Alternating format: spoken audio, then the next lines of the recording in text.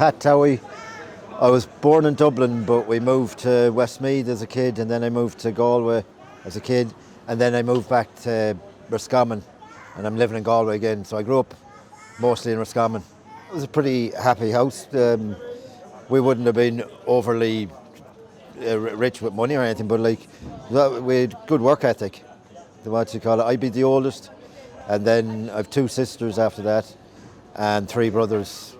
Tell us, like, what school you went to, and what was school like? Well, I could start off with the last school I was in the Tech. I done my last 2 years in school in the Tech. Pretty good school, yeah. There was only 5 of us actually doing our leaving cert. Teachers were very easygoing, and what you call it? I wasn't really into school, to be honest, but I did enjoy being up there, and the teachers, I could never fault them. You know, they were decent people.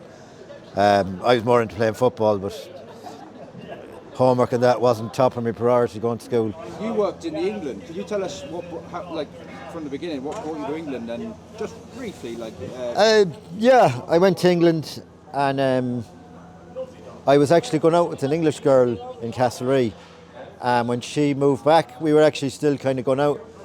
I moved over to her place down in Plymouth, and we're there for a while. It didn't work out, and then I went up to Luton just on speculation, because most of my mates from down in Mayo and Carrycastle were living there. Stayed there for another while and enjoyed it, probably over-enjoyed it, no more than the rest of the lads.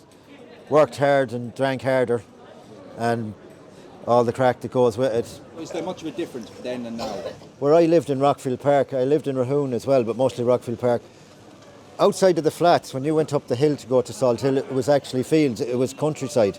I remember more country houses, and you could see cattle on the field, where there are estates now. I still find it kind of a bit surreal seeing all that gone so fast.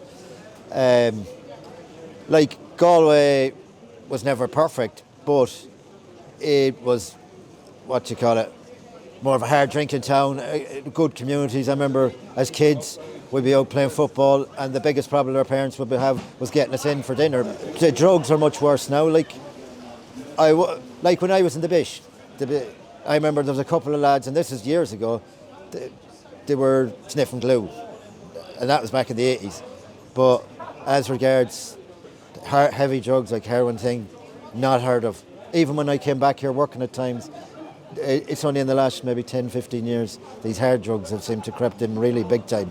Oh yeah, I was 8 years working in Coonmurra. Coonmurra would be a treatment centre for alcohol and gambling addictions. I found when you be training people, a lot of the time it can become half a counselling session. Be training away, doing the pads and things, in between suddenly you're talking about stuff, and you're still training, but like stuff that you mightn't feel comfortable talking sitting down, in more of a male orientated, and female as well, but they're more likely to open up to those sort of feelings when they realise the other person, oh yeah, well he's in here, or he does this, but he's not afraid of talking to that. And I won't say I'm not afraid to talk, but I just less inhibitions on it. Can you remember the last time you were truly happy? Good question. Take it to yeah. Actually, I can. When our dog Gwen, when we thought she was going to die, she's about 15 or 16. I think she's 16, and we pretty much had the vet was telling us that was about 2 or 3 months ago, and she had said she didn't think she was going to make it. To be honest, I didn't either. We got some of them black charcoal tablets, and me and mother and others had to force the feed into her because I think she had half given up herself. Anyways, long story short, she's come out of it, and she actually seems to be better now than she was even before she got sick. So yeah, I was truly happy to see her, because she's a member of the family no more than the other dogs we have. Do you have any regrets in life? The most obvious probably one was that I didn't listen to people that were being honest with me drinking over the years. I honestly couldn't see it as a problem, because I was a stop-start drinker, but I'd have loved to have stopped a long time ago. And a lot of the embarrassing and shameful things that would come with it, and my parents and brothers and sisters then having to feel the knock-on effect of it. One piece of advice, what would it be?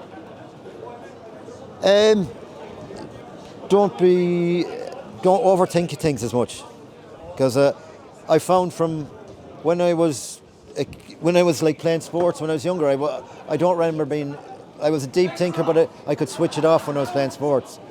But when I be outside, like sometimes I'd overthink things, and it might stop me getting a job, or I'd do something meticulously and still think, am I good enough for it?